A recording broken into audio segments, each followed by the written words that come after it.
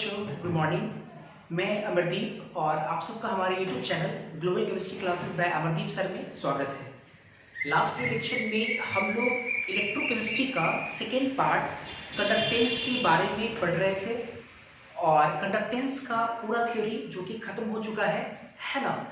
उस पर मैंने आपको 51 से लेकर 51 टू 65 मैंने क्वेश्चन करने के लिए दिया था। उसमें बहुत सारे बच्चों का क्वेश्चन बना भी है, कुछ क्वेश्चन में डाउट है। तो आज के इस वीडियो लेक्चर में उन क्वेश्चन का डाउट क्लियर करेंगे और साथ ही साथ इलेक्ट्रोकेमिस्ट्री का थर्ड पार्ट इलेक्ट्रोलिटिक सेल के बारे में हम लोग पढ़ेंगे। इलेक्ट्रोलिटिक सेल, तो पहले हम लोग इलेक्ट्रोलिटिक सेल के बारे में पढ़ते हैं, उसके बाद अगर टाइम रहा तो फिर जो प्रीवियस जो क्वेश्चन में जो आपको प्रॉब्लम है ना, उस क्वेश्चन का फिर यहाँ पे हम लोग सोल्यूशन देखेंगे। तो सबसे पहले हम लोग हेडिंग लगाएंगे इलेक्ट्रोलिटिक सेल। इलेक्ट्रोलिटिक सेल जो कि इलेक्ट्रोकेमिस्ट्री का तीसरा पार्ट है, इलेक्ट्रोलिटिक सेल। अब आते हैं जरा, सवाल ये है कि इलेक्ट्रोलिटिक सेल होता क्या है। आपको याद होगा जब हम इलेक्ट्रोकेमिस्ट्री स्टार्ट किए थे तो इलेक्ट्रोलिटिक सेल और गैल्वेनिक सेल में डिफ्रेंशिएट करके मैंने आपको समझाया था अंतर के आधार पे कि गैल्वेनिक सेल और इलेक्ट्रोलिटिक सेल में क्या अंतर है, वही अंतर उसका डेफिनेशन है। तो मैं एक बार, चूंकि इसके साथ अब काम करना है तो क्यों ना एक बार फिर से मैं इसको रिकॉल करा दूं। इसमें हम लोग 3 पॉइंट पढ़े थे इलेक्ट्रोलिटिक सेल के बारे में। 3 पॉइंट। पहला पॉइंट ये कि इलेक्ट्रोलिटिक सेल एक ऐसा सेल होता है जिसमें इलेक्ट्रिकल एनर्जी केमिकल एनर्जी में कन्वर्ट होता है। इलेक्ट्रिकल केमिकल में इलेक्ट्रिकल एनर्जी का इस्तेमाल करेंगे और उसको हम लोग किसमें बदलेंगे, केमिकल एनर्जी में। ठीक है, पहला चीज ये।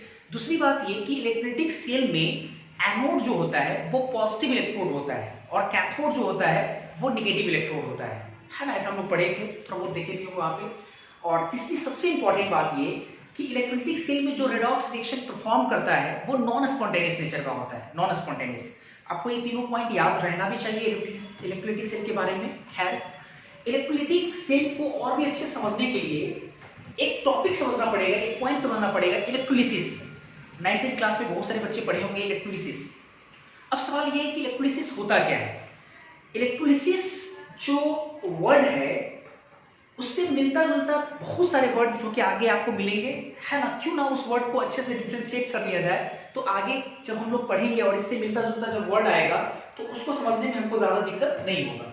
इलेक्ट्रोलिसिस देखो, जैसे इलेक्ट्रोलिसिस से मिलता जुलता वर्ड सॉल्वोलिसिस, हाइड्रोलिसिस, अमोनोलिसिस, बहुत सारे वर्ड में देखो लिसिस आ रहा है। लिसिस का मतलब होता है तोड़ना, लिसिस का मतलब होता है तोड़ना। ठीक है।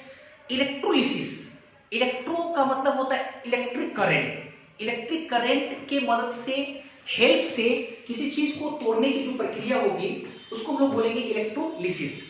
सॉल्वोलिसिस, लिसिस मतलब तोड़ना, सॉल्वो मतलब सॉल्वेंट से आता है, सॉल्वेंट की मदद से तोड़ेंगे तो सॉल्वोलिसिस, है ना। ऐसा कुछ होता है। तो इलेक्ट्रोलिसिस हम लोग को समझना है। इलेक्ट्रोलिसिस पे तुरंत डेफिनेशन क्लियर हो जाएगा। इलेक्ट्रोलिसिस को हम लोग डिफाइन कैसे कर रहे हैं, इलेक्ट्रो मतलब इलेक्ट्रिक करंट, लिसिस मतलब तोड़ना, इलेक्ट्रिक करंट की मदद से तोड़ना। हम लोग केमिस्ट्री पढ़ रहे हैं, ऑब्वियस है। इलेक्ट्रोलिसिस मतलब इलेक्ट्रिक करंट की मदद से किसको तोड़ेंगे, केमिकल सब्सटेंस को तोड़ेंगे।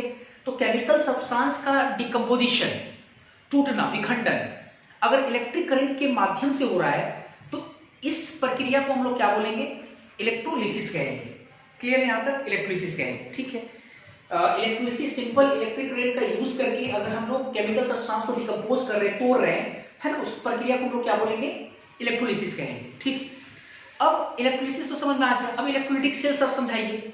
अब देखो क्या है कि केमिकल सब्सटेंस को तोड़ने के लिए जो आप सेटअप तैयार करोगे, सेटअप जो आप डिवाइस लाओगे, जो आप सेल लाओगे, उसी सेल का नाम दिया जाएगा इलेक्ट्रोलिटिक सेल। आप अच्छे समझो, इलेक्ट्रोलिटिक सेल के बारे में मैंने आपको बोला, वो तो ठीक है, 3 पॉइंट है, वो बिल्कुल है, वो सही भी है कि मतलब जिसमें हम लोग क्या करते हैं कि इलेक्ट्रिक एनर्जी केमिकल एनर्जी में कन्वर्ट होता है। आप यहाँ पे समझो जरा, हम बोले क्या कि केमिकल सब्सटेंस का डिकम्पोजिशन अगर इलेक्ट्रिक करंट की मदद से करते हैं तो उसको इलेक्ट्रोलिसिस कहते हैं। तो आप क्या करोगे, एक है कंटेनर लोगे, एक कंटेनर लेके उसमें कोई केमिकल सब्सटेंस ले लिए और उसमें इलेक्ट्रिसिटी पास करा करके अगर उस केमिकल सब्सटेंस का केमिकल डिकम्पोजिशन करा रहे हैं तो उसको तोड़ रहे हैं। तो इस चीज को तोड़ने के लिए, है ना, केमिकल सब्सटेंस को तोड़ने के लिए, या आप ऐसे समझो इलेक्ट्रोलिसिस प्रोसेस को अपनाने के लिए, इलेक्ट्रोलिसिस प्रोसेस को करवाने के लिए जिस सेल का इस्तेमाल करते हैं, जिस डिवाइस का इस्तेमाल करते हैं, उस डिवाइस को हम लोग क्या नाम देंगे, इलेक्ट्रोलिटिक सेल। अब कुछ बच्चे दिमाग में लगा रहे इलेक्ट्रोलिटिक सेल तो आपने पढ़ाया कि जिसमें, है ना, इलेक्ट्रोलिटिक सेल उसको कहेंगे जिसमें chemical sorry electrical energy chemical energy में बदलता है। तो अगर आप देखेंगे तो इसमें भी वही चीजें हो रही है। आपको केमिकल सब्सटेंस तोड़ना है, तोड़ने के लिए आप क्या लगाओगे, इलेक्ट्रिक करंट यूज करोगे। तो आपको नहीं लग रहा है कि इलेक्ट्रिक एनर्जी केमिकल एनर्जी में बदल रहा है। इलेक्ट्रिकल एनर्जी का यूज करके आप केमिकल डिकम्पोजिशन करा रहे हो, जिसको इलेक्ट्रोलिसिस कहते हैं। और इस प्रक्रिया को कराने के लिए जो आप सेटअप ले रहे हो, जो आप डिवाइस ले रहे हो, उस डिवाइस का क्या नाम देंगे, इलेक्ट्रोलाइटिक सेल देंगे, जो कि मैंने यहाँ पे लिखा भी है। Chemical decomposition of a chemical substance by passing of electric current is called electrolysis. ये तो इलेक्ट्रोलिसिस हो गया। फिर मैंने लिखा कि इस पर्पस के लिए, है ना, इलेक्ट्रोकेमिकल सेल लेते हैं हम, इलेक्ट्रोकेमिकल सेल, इलेक्ट्रोकेमिकल सेल जिसको हम लोग क्या बोल देंगे, इलेक्ट्रोलाइटिक सेल। मतलब इस प्रक्रिया को करने के लिए एक सेल यूज करते हैं जिसको हम लोग क्या बोलेंगे, इलेक्ट्रोलाइटिक सेल। सबसे इंपॉर्टेंट बात ये जो मैंने यहाँ लिखा है, वो पहले भी मैंने समझाया था कि इलेक्ट्रोलाइटिक सेल में एक्सटर्नल ईएमएफ प्रोवाइड किया जाता है। एक्सटर्नल ईएमएफ का मतलब कि बाहर से एक सेल प्रोवाइड किया जाता है। हर सेल का एक अपना ईएमएफ होता है ना। एक्सटर्नल ईएमएफ प्रोवाइड किया जाता है ताकि to perform a redox reaction, है ना, ताकि रिडॉक्स रिएक्शन परफॉर्म करे। क्यों रिडॉक्स रिएक्शन परफॉर्म करे, क्योंकि हम पहले ही समझ चुके हैं या पढ़ चुके हैं, हालांकि हम देखेंगे भी आज डिटेल पढ़ेंगे तो पहले भी ऐसे समझ चुके हैं कि रिडॉक्स जो रिएक्शन होता है वो नॉन स्पॉन्टेनियस नेचर का होता है, अपने आप नहीं होता है। तो इसका मतलब उसको कराने के लिए आपको क्या करना पड़ेगा, बाहर से एनर्जी सप्लाई करना पड़ेगा। तो ये मैंने लिखा है कि टू परफॉर्म रिडॉक्स रिएक्शन, मतलब एक्सटर्नल ईएमएफ प्रोवाइड किया जाता है ताकि रिडॉक्स रिएक्शन परफॉर्म करे। नहीं तो अदरवाइज क्या होगा कि स्पॉन्टेनियस नेचर का होगा रिडॉक्स रिएक्शन। तो नॉन स्पॉन्टेनियस नेचर का होगा। तो स्पॉन्टेनियस नेचर करने के लिए हम लोग क्या करेंगे, है ना, बाहर से सेल प्रोवाइड करेंगे, सेल लगाएंगे ताकि जो रिडॉक्स रिएक्शन वो परफॉर्म करे, नहीं तो आपका वो नॉन स्पॉन्टेनियस नेचर कराएगा। खैर ये इलेक्ट्रोलिसिस था। अब समझते हैं जरा यहाँ पे। अब इसके बाद हम लोग इलेक्ट्रोलिसिस को दो केस में लेके पढ़ेंगे, दो केस के साथ पढ़ेंगे हम लोग। पहला केस में वैसे सॉल्यूशन का इलेक्ट्रोलिसिस पढ़ेंगे जिसमें सिर्फ एक ही तरह का कैटायन और एनायन है, ठीक है, एक ही तरह का कैटायन हो, एक ही तरह का एनायन हो। और एक बार इलेक्ट्रोलिसिस हम लोग ऐसे सॉल्यूशन का पढ़ेंगे जिसमें एक से ज्यादा तरह का कैटायन हो या एक से ज्यादा तरह का एनायन, या एक से ज्यादा तरह कैटायन और एक से ज्यादा तरह का एनायन दोनों हो, है ना। जैसे समझाता मैं आपको। जैसे अगर मान लो कि आप मॉल्टेन NaCl लाते हो, मॉल्टेन NaCl, मॉल्टेन मतलब पिघला हुआ NaCl। तो अगर आप NaCl को पिघला कर लाते हो तो उस पिघले हुए NaCl में आपको क्या क्या मिलेगा, आपको मिलेगा Na+ और Cl-, एक ही तरह का कैटायन Na+ और एक ही तरह का एनायन Cl-, है ना। और जब अगर आप सोडियम क्लोराइड को पानी में डालकर लाओगे, मतलब एक्वस NaCl लाओगे, एक्वस, तो उस कंडीशन में आपका देखो एक से ज्यादा कैटायन एक से ज्यादा एनायन होगा। कैसे, जब हम लोग पानी में मिलाकर के सोडियम क्लोराइड को लाएंगे तो Na+ और Cl- तो टूटेगा, तो Na+ Cl- बनेगा Na+। और आपको पता है कि पानी खुद डिसोसिएट होता है, तो पानी टूटने के बाद क्या प्रोवाइड करेगा, H+ और OH- है। इसका मतलब दो कैटायन है यहाँ पे अलग अलग तरह का, एक Na+, एक H+, और दूसरा Cl- और OH- है। तो उसको हम लोग सेकेंड केस में पढ़ेंगे। तो पहले केस हम लोग फोकस करेंगे पूरी तरह से, है ना, कि मतलब एक ही तरह का कैटायन हो, एक ही तरह का एनायन है। क्लियर है। तो पहले आप इसको नोट करो, है ना।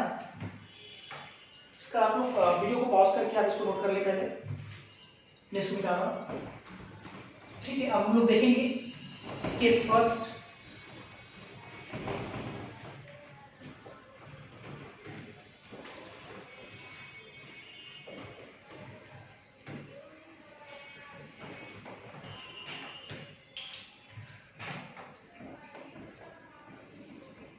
केस फर्स्ट हम लोग देखेंगे, है ना, electrolysis of solution which contains only one type of cation and anion, एक ही तरह का कैटायन है और एक ही तरह का एनायन, ठीक है। ऐसे सॉल्यूशन आप लोग इलेक्ट्रोलिसिस पढ़ेंगे पहले केस में। तो फर्स्ट एग्जाम, इसमें बहुत सारे एग्जाम्पल हो सकते हैं, है ना। इसमें पहला एग्जाम्पल हम पढ़ेंगे, ठीक है। एक ही तरह का कैटायन और एक ही तरह का एनायन है, तो ऐसा क्या लाए हम लोग, है ना, ऐसा क्या लाए कि जिसमें एक ही तरह का कैटायन और एक ही तरह का एनायन है। आप लोग 9वीं 10वीं क्लास में, 9th 10th क्लास में जब आप इलेक्ट्रोलिसिस पढ़े होंगे आप लोग, तो वहां पे आप इलेक्ट्रोलिसिस पढ़े होंगे मोल्टेन NaCl का, आपको याद होगा मोल्टेन NaCl का। और मोल्टेन NaCl एक ही तरह का कैटायन और एक ही तरह का एनायन प्रोवाइड करता है। तो क्यों ना जो केस है जो पढ़े हैं पहले से, उसी केस को अच्छे से है ना फिर से एक बार रिकॉल कर ले। तो electrolysis of molten NaCl, electrolysis of molten NaCl। अब कैसे करेंगे हम लोग इलेक्ट्रोलिसिस, ठीक है देखते हैं जरा। एक कंटेनर लाते हैं, ठीक है, इस कंटेनर में पिघला हुआ NaCl लाएंगे, मतलब इस कंटेनर में क्या लाएंगे हम लोग, मोल्टेन NaCl, ठीक है, इसमें क्या है मोल्टेन NaCl। ऑब्वियसली लिक्विड होगा मोल्टेन NaCl, मोल्टेन NaCl, ठीक। और मोल्टेन NaCl का मतलब इसमें फ्री है ना कैटायन एनायन होगा, Na+Cl- ढेर सारा होगा, हमें वो दिखा दिया यहाँ पे। अब फिर इसके बाद क्या करते हैं कि इसमें हम लोग 2 इलेक्ट्रोड को डालते हैं। इलेक्ट्रोड सिंपल एक प्लेट होता है, रॉड होता है, तो हम लोग 2 रॉड को डालते हैं, ठीक है।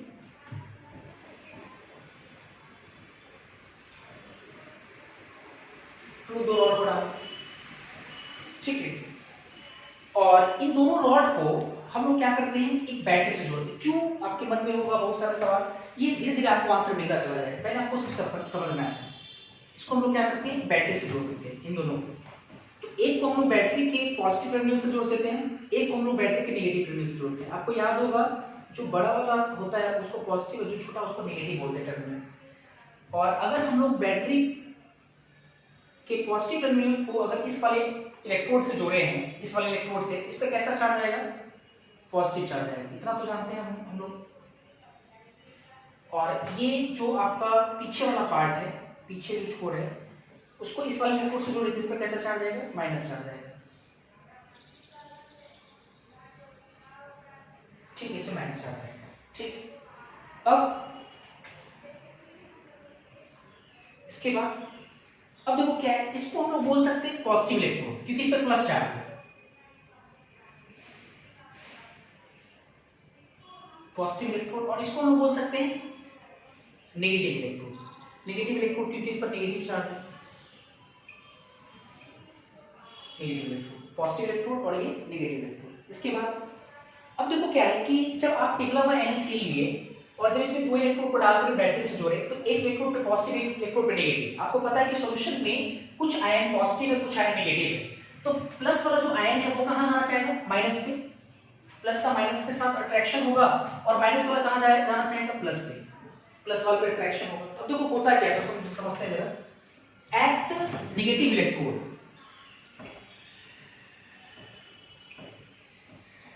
Eight negative electrode, negative electrode जो कि ये है, ठीक है, सोडियम Na+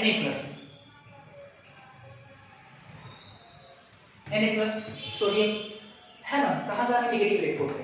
तो नेगेटिव इसका मतलब यहां फ्री इलेक्ट्रॉन है, नेगेटिव इलेक्ट्रोड ये जो माइनस ये क्या है, फ्री इलेक्ट्रॉन है। तो जो Na+ है उस इलेक्ट्रॉन को एक्सेप्ट करेगा, Na+ एक इलेक्ट्रॉन को एक्सेप्ट करेगा, और जैसे ही Na+ एक इलेक्ट्रॉन को एक्सेप्ट करेगा तो सोडियम क्या बन जाएगा, सोडियम सॉलिड बन जाएगा। तो ये जो सोडियम है आपका Na+ है, इस माइनस के अट्रैक्शन के कारण आगे जाएगा, इलेक्ट्रॉन को एक्सेप्ट करेगा और सोडियम सॉलिड बन जाएगा। सोडियम सॉलिड बनकर इसके ऊपर डिपॉजिट हो जाएगा, इसके ऊपर ये डिपॉजिट हो जाएगा। धीरे धीरे प्लेट का जो मोटाई है वो बढ़ता चला जाएगा, क्योंकि यहाँ पे सोडियम डिपॉजिट होगा, ठीक है, सोडियम सॉलिड डिपॉजिट हो गया, ठीक। और जो आपका पॉजिटिव इलेक्ट्रोड है,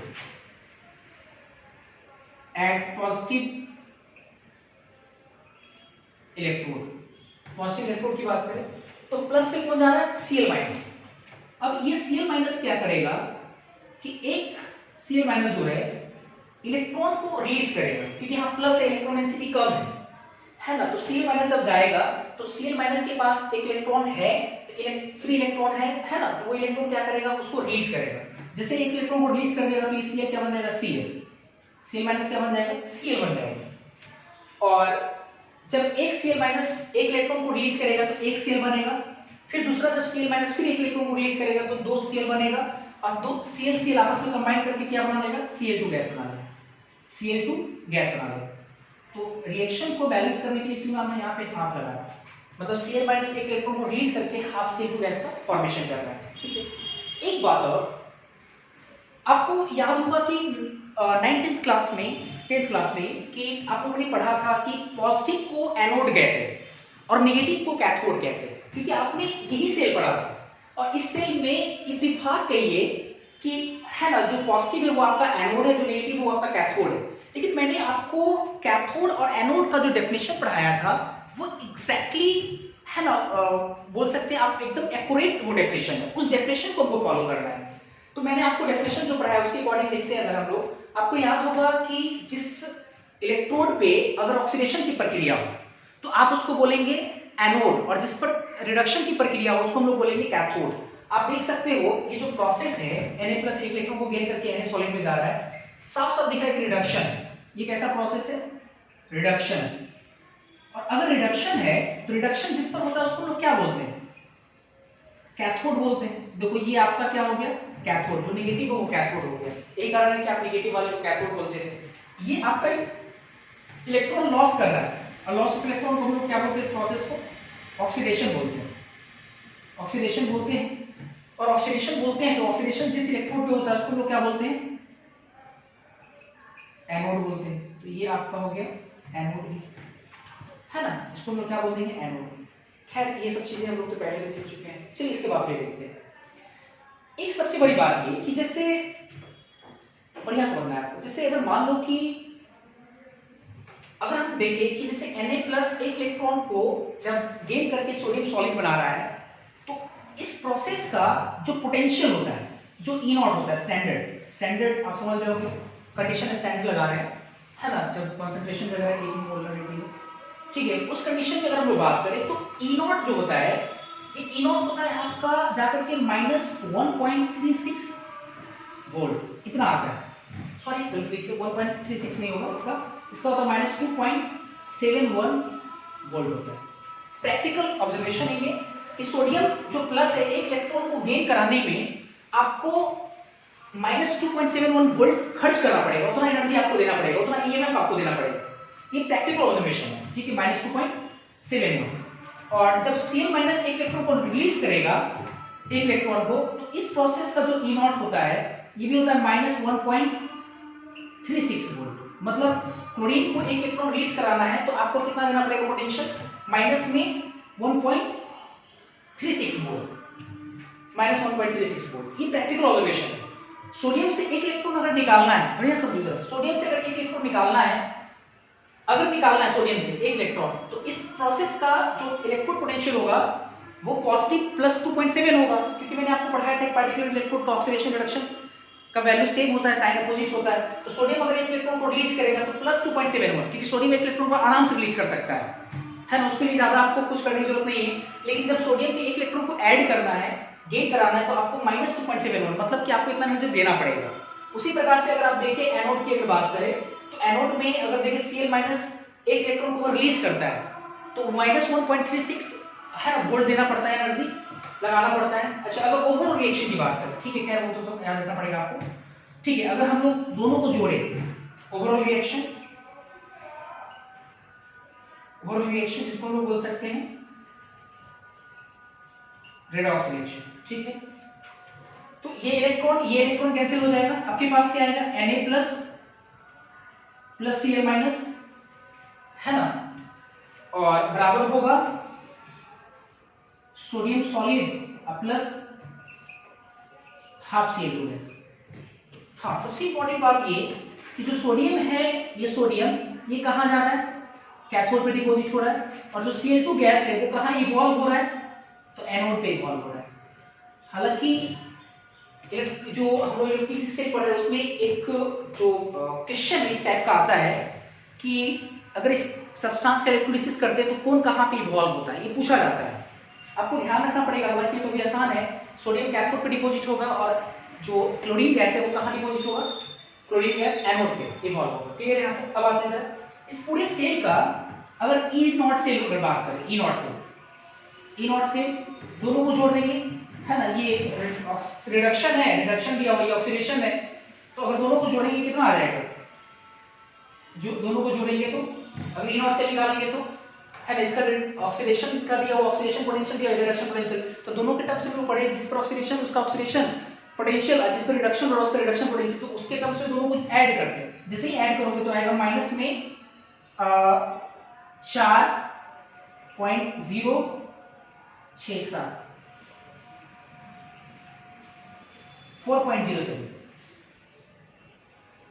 4.07 वोल्ट, ये आएगा माइनस में।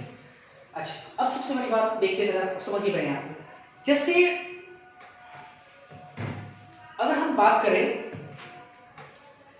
जैसे मान लो कि अभी अगर मान लो कि बैटरी नहीं जोड़ते, बढ़िया सीखना जरा, अगर बैटरी आप नहीं जोड़ते ऑब्वियसली आपका रिडॉक्स रिएक्शन होता ही नहीं। क्यों नहीं होता? क्योंकि हम साफ साफ देख रहे हैं कि Na plus Cl minus, Na solid और Cl2 गैस में तब जाएगा जब, है ना, जब आप ई नॉट सेल, क्योंकि देखो इस सेल का ई नॉट सेल कितना आ रहा है, -4.07, माइनस में आ रहा है, -4.07 वोल्ट। तो आपको ये जो -4.07 जो वोल्ट आ रहा है, आपको करना क्या पड़ेगा कि माइनस में इसको प्लस बनाना पड़ेगा। तो प्लस करेंगे तभी तो ये क्या होगा, स्पॉन्टेनियस होगा, प्रोसेस स्पॉन्टेनियस होगा। आपको याद होगा, है ना, इनॉट सेल के बारे में हम लोग पढ़े थे, या जो भी हम लोग इनॉट सेल के बारे में पढ़े थे कि पॉजिटिव रहेगा तो वो क्या करेगा, है ना, वो आपका सेल वर्किंग सेल होगा। तो मेरा ये कहना है कि ये तब काम करेगा जब ये प्लस आप 4.07 वोल्ट अप्लाई करोगे, प्लस 4.07 या उससे ज्यादा अप्लाई करोगे, है ना, तो इससे ज्यादा अप्लाई करेंगे तभी ये काम करेगा। ऐसा इसलिए मैं बोल रहा हूँ क्योंकि इसको कराने के लिए आपको इतना वोल्ट देना पड़ेगा, माइनस है इसका, तो इतना प्रोवाइड करना पड़ेगा। माइनस ये बता रहा है ना कि इसको, ये स्पॉन्टेनियस नहीं है, ये नॉन स्पॉन्टेनियस है, और आपको करना अगर स्पॉन्टेनियस तो -2.71 से ज्यादा देना पड़ेगा, है ना, तभी जाके ये काम करेगा। और उसी प्रकार ये, तो मेरा ये कहना है यहाँ पे कि सेल को बाहर से अगर एक्सटर्नल अगर जोड़ेंगे, ऐसे समझो, क्योंकि आपका जो ई नॉट सेल है वो निगेटिव है, स्टैंडर्ड सेल पोटेंशियल क्या है, नेगेटिव है।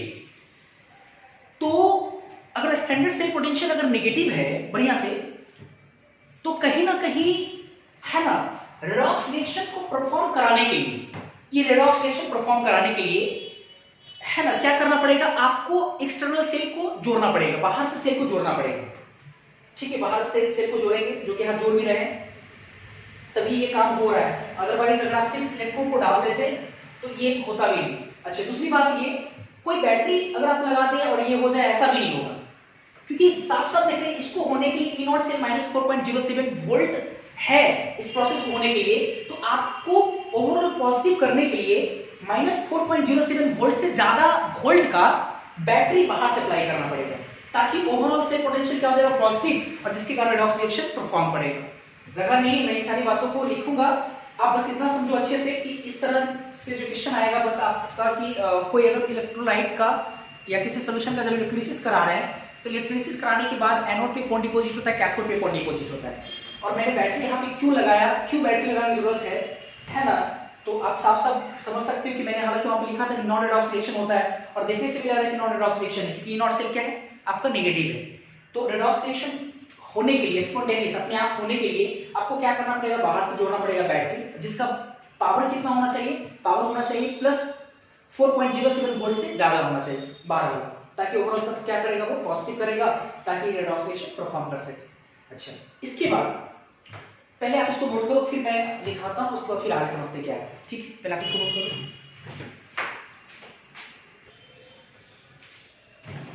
जो भी मैंने अभी आपको समझाया वो सब मैंने यहाँ पे लिखा, चूंकि मैंने यहाँ पे लिखा है, चूंकि sorry, since standard cell potential that is E naught cell is negative, then without external cell given redox reaction is non spontaneous. बिना बाहर से जोड़े हुए, है ना, सेल के बिना आपका जो रेडॉक्स रिएक्शन है वो क्या है, नॉन स्पॉन्टेनियस है। जब हम लोग एक्सटर्नल ईएमएफ जोड़ते हैं जिसका वैल्यू 4.07 वोल्ट से क्या होना चाहिए, ज्यादा, तो है ना, ओवरऑल पोटेंशियल हो जाता है आपका पॉजिटिव, और जिसके कारण रेडॉक्स रिएक्शन परफॉर्म करता है, and the redox reaction will perform. Clear है? अच्छा, इसके बाद आते हैं, देखो अभी हम लोग इलेक्ट्रोलिसिस पढ़े, इलेक्ट्रोलिसिस में एक और भी चीजें हम लोग देखे, वो ये कि हम लोग देखे कि इलेक्ट्रोलिसिस जब होता है तो सब्सटेंस रिस्पेक्टिव इलेक्ट्रोड पे डिपॉजिट होता है। जैसे अभी हम लोग पढ़े NaCl का इलेक्ट्रोलिसिस, तो आप देखे होंगे कि Na+ और Cl-, Na+ सोडियम सॉलिड के रूप में आपका कैथोड पे डिपॉजिट होता था और Cl- जो है Cl2 गैस के रूप में एनोड पर इवॉल्व होता था, है ना। तो सोडियम सॉलिड डिपॉजिट होता है ना, और Cl2 गैस इवॉल्व होता है, ठीक है। तो इलेक्ट्रोलिसिस के दरमियान जो डिपॉजिट होता है सब्सटेंस या जो इवॉल्व होता है सब्सटेंस रिस्पेक्टिव इलेक्ट्रोड पे, उसका अमाउंट कितना डिपॉजिट होता है ना, अमाउंट कितना डिपॉजिट होता है या गैस को इवॉल्व होता है तो उसका अमाउंट कितना, गैस का अमाउंट इवॉल्व होता है रिस्पेक्टिव इलेक्ट्रोड पे। इस चीज को कैलकुलेट करने के लिए फ्राडे साहब ने कुछ नियम बनाए, जिसको हम लोग फ्राडेस के नियम के हिसाब से जानते हैं, फ्राडेस फर्स्ट लॉ, फ्राडेस सेकेंड लॉ। तो मैं इस दोनों पॉइंट को पहले यहां पे लिखता हूं जरा। पहले सबसे पहला पॉइंट ये कि ड्यूरिंग, हम लोग देखें electrolysis of molten NaCl, sodium solid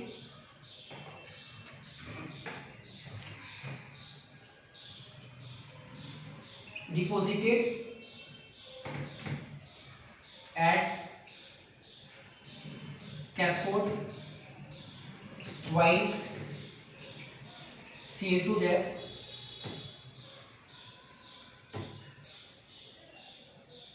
will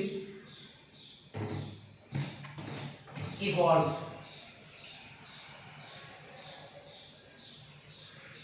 at anode, ठीक है, ये वैल्यू है। Second point, amount of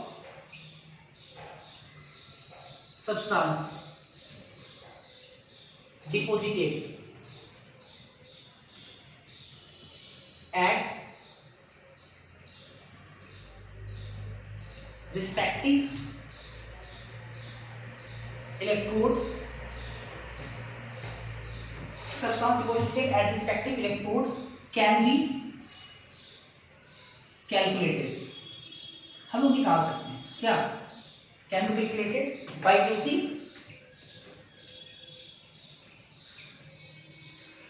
Faraday's law. Faraday's law का यूज करके कौन सा सब्सटेंस किस इलेक्ट्रोड पे कितना डिपॉजिट हो रहा है, इस चीज को हम लोग कैलकुलेट कर सकते हैं। अब यहां से हम लोग के लिए जानना ये इंपॉर्टेंट हो गया कि फ्राडेज लॉ क्या है।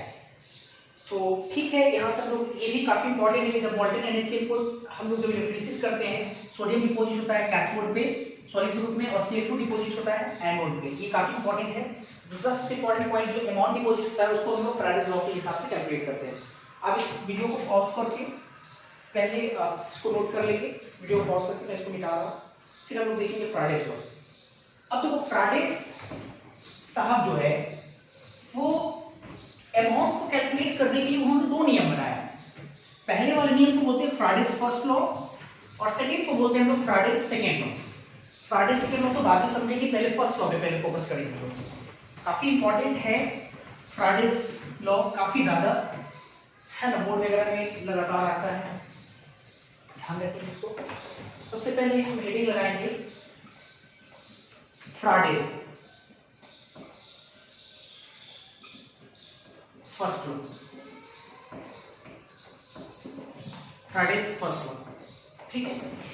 फ्राडे फर्स्ट लॉ, पहले स्टेटमेंट समझते हैं, और कोई भी नियम जो है कॉन्सेप्ट से निकल के आता है तो फिर उस नियम के पीछे क्या कॉन्सेप्ट है उस कॉन्सेप्ट को भी समझेंगे। सबसे पहले कि फ्राडे फर्स्ट लॉ है क्या, उनका स्टेटमेंट क्या है। उनका स्टेटमेंट है, अकॉर्डिंग टू फ्राडेज लॉ, सब्सटेंस जो रिस्पेक्टिव इलेक्ट्रोड पे डिपॉजिट होगा, सब्सटेंस अमाउंट, सब्सटेंस जो रिस्पेक्टिव इलेक्ट्रोड पे डिपॉजिट होगा उसकी मात्रा अमाउंट डायरेक्टली प्रोपोर्शनल होगा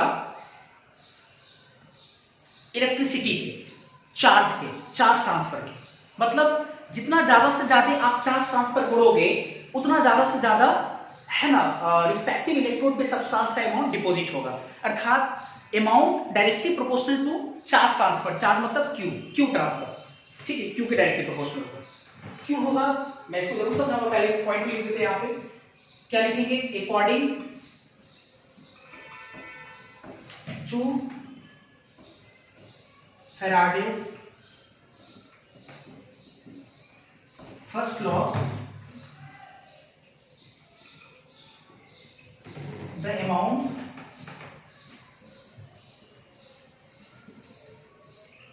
of substance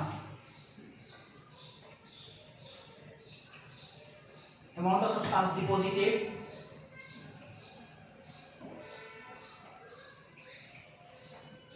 at respective electrode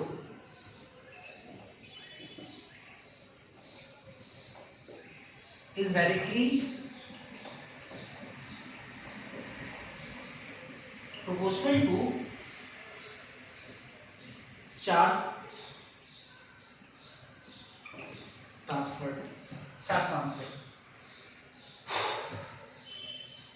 ठीक, इसको समझते पहले नियम के पीछे कारण क्या है ना, कॉन्सेप्ट क्या है, इसको समझते पहले। आप ऐसे समझो जरा कि जैसे अगर हम बाहर से चार्ज ट्रांसफर अगर बढ़ाते हैं, पहले ऐसे समझते हैं, जैसे होता क्या था इलेक्ट्रोलिसिस में कि जब हम लोग बैटरी को जोड़ते थे बाहर से, है ना, एक्सटर्नल ईएमएफ जोड़ते थे, लगाते थे, सेल लगाते थे, तो सेल है ना एनर्जी प्रोवाइड करता था, इलेक्ट्रिक करंट प्रोवाइड करता था, और उस इलेक्ट्रिक करंट के प्रोवाइड होने से क्या करता था कि जो सोडियम, जो आपका सोडियम प्लस था Na+, वो इलेक्ट्रॉन को गेन करके सोडियम सॉलिड के रूप में डिपॉजिट होता था। तो मेरा ये कहना है कि अगर इलेक्ट्रिक करंट का मैग्नीट्यूड बढ़ा दे, इलेक्ट्रिक करंट का मैग्नीट्यूड कब बढ़ेगा, है ना, जब यूनिट टाइम में ज्यादा से ज्यादा चार्ज ट्रांसफर होगा। फिजिक्स में हम लोग पढ़े थे Q बराबर IT, तो यूनिट टाइम में जो चार्ज ट्रांसफर होता है उसी को हम लोग बोलते हैं इलेक्ट्रिक करंट। तो मेरा ये कहना है कि अगर यूनिट टाइम में जो चार्ज ट्रांसफर होता है अगर उसका अमाउंट बढ़ा दे, अर्थात इलेक्ट्रिक करंट बढ़ा दे, तो होगा क्या कि जितना ज्यादा से ज्यादा चार्ज ट्रांसफर होगा, तो उससे क्या होगा कि जो चार्ज ट्रांसफर होगा जितना ज्यादा से ज्यादा, तो वो होगा क्या कि रिस्पेक्टिव इलेक्ट्रोड पे चार्ज ज्यादा से ज्यादा आएगा, इलेक्ट्रॉन ज्यादा से ज्यादा आएगा, है ना, एनर्जी ज्यादा से ज्यादा प्रोवाइड करेगा। तो ज्यादा से ज्यादा क्या होगा कि जो माइनस वाले पे Na+ पॉजिटिव वाला तेजी से उधर जा करके इलेक्ट्रॉन को गेन करेगा और जल्दी से वो क्या होगा, डिपॉजिट हो जाएगा, ज्यादा से ज्यादा सोडियम सॉलिड के रूप में डिपॉजिट होगा, है ना, ऐसा करके सोडियम सॉलिड के रूप में ज्यादा से ज्यादा डिपॉजिट होगा। ठीक है, तो यही तो समझ में आ रहा है कि चार्ज के मैग्नीट्यूड को अगर बढ़ाएंगे, चार्ज के अमाउंट को बढ़ाएंगे, तो ऑब्वियस है रिस्पेक्टिव इलेक्ट्रोड पे जो सब्सटेंस डिपॉजिट हो रहा है उसका भी अमाउंट बढ़ जाएगा अपने आप।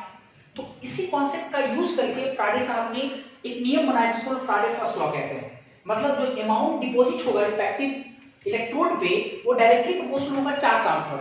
मतलब बाहर से इलेक्ट्रिक करंट का मैग्नीट्यूड बढ़ाएंगे, ऑब्वियस अपने आप क्या होगा कि अमाउंट, जो सब्सटेंस का जो अमाउंट है उसका जो डिपोजिशन का जो अमाउंट है वो अपने आप क्या होगा, बढ़ जाएगा।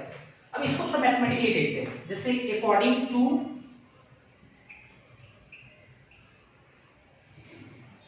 Faraday's law, mathematically amount deposit, amount W मान लो क्या है, सब्सटेंस का अमाउंट डिपॉजिट हो रहा है W, ये directly proportional to charge transfer, charge मतलब Q, ठीक। और जब डायरेक्टली प्रोपोर्शनल के साइन को हटाएंगे तो एक कांस्टेंट आएगा जिसको हम लोग मानेंगे प्रोपोर्शनलिटी कांस्टेंट, है जिसको हम लोग Z से रिप्रेजेंट करेंगे, Z into Q, ये हो जाएगा Z into Q, है ना। हालांकि इससे भी आपका न्यूमेरिकल्स बनेगा नहीं, पहले इसको थोड़ा सा और सिंपलीफाई करना पड़ेगा। हियर कौन क्या है लिख देता हूं मैं यहाँ पे, W क्या है, W है अमाउंट ऑफ सब्सटेंस डिपॉजिटेड, कितना सब्सटेंस डिपॉजिट हो रहा है, सब्सटेंस का अमाउंट कितना डिपॉजिट हो रहा है। अच्छा, Q क्या है, चार्ज ट्रांसफर, और Z को हम लोग बोलेंगे,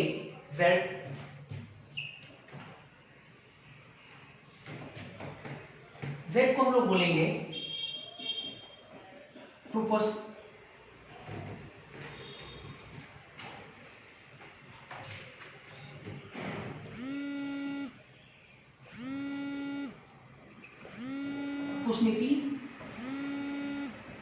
कांस्टेंट, जिसको हम लोग इलेक्ट्रोकेमिकल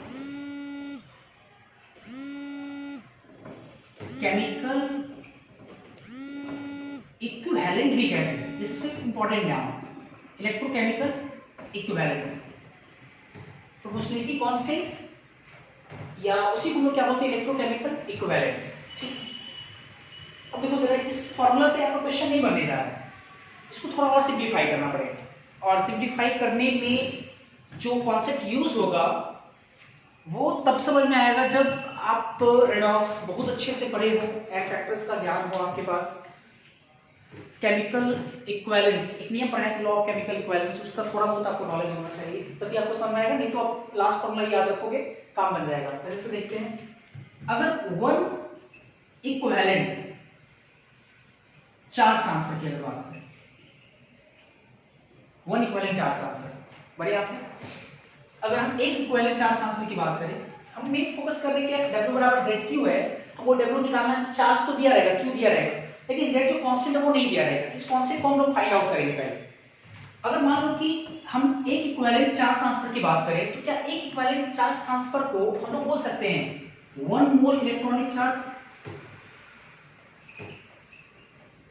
इलेक्ट्रॉन के बारे में चर्चा चल रहा है, ऑब्वियसली एन फैक्टर 8, और हम लोग ग्राम इक्विवेलेंट बराबर पढ़े हैं, ग्राम इक्विवेलेंट बराबर मोल इनटू एन फैक्टर, तो एक इक्विवेलेंट का मतलब हुआ क्या, इक्विवेलेंट बराबर मोल इनटू एन फैक्टर, तो एक इक्विवेलेंट कब होगा, एन फैक्टर तो 1 हो गया, जब मोल कितना होगा 1, तो अगर एक इक्विवेलेंट चार्ज ट्रांसफर की बात करें, तो एक इक्विवेलेंट चार्ज ट्रांसफर किसके बराबर हो जाएगा, 1 मोल इलेक्ट्रॉनिक चार्ज के बराबर होगा, और 1 मोल इलेक्ट्रॉनिक चार्ज हम लोग पहले भी पढ़ चुके हैं 96,500 कूलम को कहते हैं, और इसी चीज को हम लोग बोलते हैं 1F। 1F मतलब 1 फैराडे, F का मतलब क्या था, 1 फैराडे, है ना, ये हम लोग पढ़ चुके हैं। आप एक इक्विवेलेंट जब चार्ज ट्रांसफर करोगे तो उसके कारण जो वेट डिपॉजिट होगा, जो अमाउंट डिपॉजिट होगा,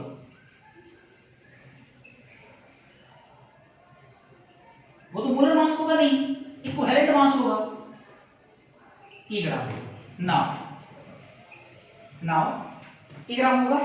अब आते हैं, जो फॉर्मूला हमारा है, चूंकि वो कितना है, W बराबर Z इंटू Q है, बढ़िया से समझना है यहाँ, बढ़िया से, वेट ई ग्राम इक्विवेलेंट वेट डिपॉजिट होगा, कब होगा, जब चार्ज हम लोग कितना पास कराएं, F पास कराएं, F, तो Z का वैल्यू कितना हो जाएगा, Z बराबर हो जाएगा E बटा F, यही निकालना था हमको, Z किसके बराबर है, E बटा F के बराबर, और चूंकि Z आपका E बटा F के बराबर आ गया है ना, तो हमारे पास जो फॉर्मूला होगा फर्दर वो क्या होगा, पहले आप वीडियो को थोड़ा सा, है ना, पहले इसको आप पहले पॉज करके इसको लिख लो, ठीक है, उसके बाद में जस्ट थोड़ा सा यहाँ मिटाना पड़ेगा हमको, मैं इसको मिटा रहा हूँ पहले, ठीक है, इस लाइन को यहाँ पर देखते हैं फॉर्मूला क्या आएगा, देखते हैं जरा, हमारे पास फॉर्मूला निकल कर आएगा, चूंकि Z बराबर E बटा F है, फॉर्मूला निकल के आएगा, चूंकि आपका W बराबर कितना था, Z इंटू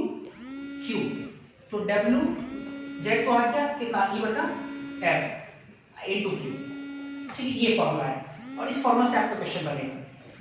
कौन क्या है, मैं यहाँ पे लिख देता हूँ पहले, W जो है वो तो वेट पहले मेंशन किया हुआ है ना, E क्या है आपका, E है इक्विवेलेंट वेट।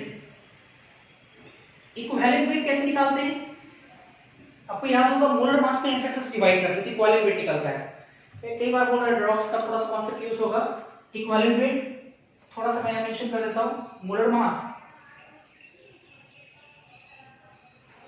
बटा एन फैक्टर को हम लोग क्या बोलते हैं, इक्विवेलेंट वेट बोलते हैं, ये इक्विवेलेंट मास बोलते हैं, ठीक है। F क्या है आपका, F है आपका फैराडे कांस्टेंट, आप ये भी समझ सकते हैं इक्विवेलेंट, ये भी कांस्टेंट ही है, जो आपका Z है वो कांस्टेंट है, ये तो भी कांस्टेंट है, मतलब Z जो आपका आता है वो E बटा F के बराबर आता है आपका, ठीक है, फैराडे कांस्टेंट, इसका वैल्यू भी होता है 96,500, किसी भी संस्थान का मोलर मास फिक्स होता है, एन फैक्टर भी फिक्स होता है, तो डिवाइड करोगे कांस्टेंट आएगा E, और फिर उसमें 96,500 डिवाइड कर दो, जो आएगा वो आपका Z हो जाएगा, है ना।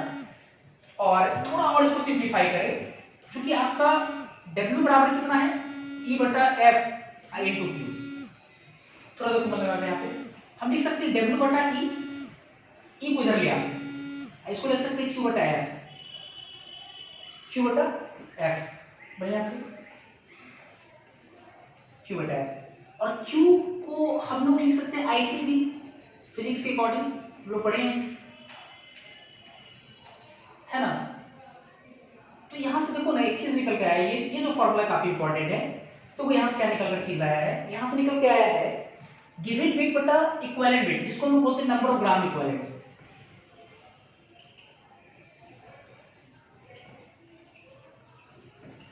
बराबर, तो फ्राडे फर्स्ट लॉ को फर्दर रूप से दूसरे रूप से भी हम डिफाइन कर सकते हैं, number of gram equivalents general बटा ई। आपको याद होगा गिवन वेट में इक्विवेलेंट वेट से डिवाइड करते हैं, नंबर ऑफ ग्राम इक्विवेलेंट्स बोलते हैं। नंबर ऑफ ग्राम इक्विवेलेंट बराबर होगा, अच्छा Q मतलब चार्ज और F मतलब एक मोल चार्ज। तो दिए हुए चार्ज में अगर हम F से डिवाइड करेंगे तो क्या हम लोग नहीं बोल सकते number of Faraday, number of Faraday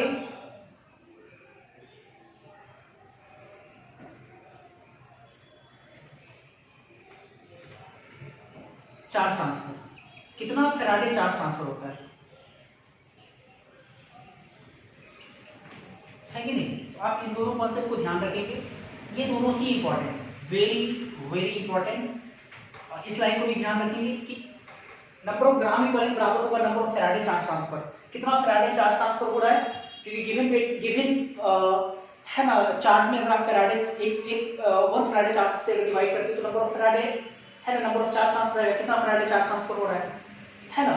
और W बटा E वो नंबर ऑफ ग्राम इक्विवेलेंट्स। आप इस फॉर्मूला को ध्यान रखिए, इन्हीं दो फॉर्मूला से आपका सारा क्वेश्चन बनेगा, ठीक है। तो आप पहले यहां तक नोट करो, फिर आगे हम देखते हैं।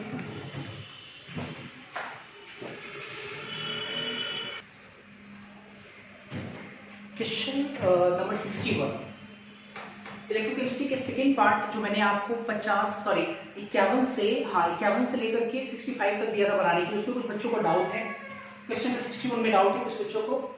61 क्वेश्चन पहले मैं एक बार समझाता हूँ, फिर उसके बाद देखते हैं। देखो हाइड्रोफ्लोरिक एसिड एक कमजोर एसिड है, वीक एसिड है, 25 डिग्री सेल्सियस पे the molar conductivity of 0.002 molarity HF is 176.2 पर ओम सेंटीमीटर स्क्वायर पर मोल, और if it's lambda m infinity, वही मोलर कंडक्टिविटी लेकिन इनफाइनाइट डायल्यूशन 405.2 पर ओम सेंटीमीटर स्क्वायर पर मोल। कैलकुलेट डिग्री ऑफ डिसोसिएशन, तुरंत कैलकुलेट हो जाएगा क्योंकि आपको एक फॉर्मूला पढ़ाए थे।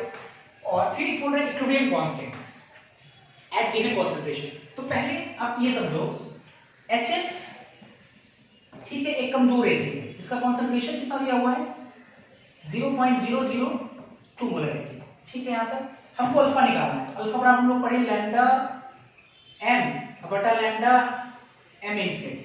तो लैम्डा m 176.2 दिया हुआ है और लैम्डा m इनफिनिटी 405.2 दिया हुआ है। इसको सॉल्व करेंगे तो अल्फा आ गया, पहला पार्ट तो ऐसा ही निकल गया।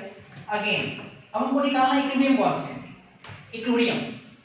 तो इक्विलिब्रियम कांस्टेंट अगर HF का निकालना है तो HF एक कमजोर एसिड है, पानी डालेंगे एक्वस पार्शियली टूटेगा, इक्विलिब्रियम का साइन तो H प्लस एक्वस अब प्लस F माइनस एक्वस ऐसे लिख सकते हैं। T बराबर 0 पे HF का कंसंट्रेशन साफ साफ दिया 0.002 मोलरिटी, ठीक है।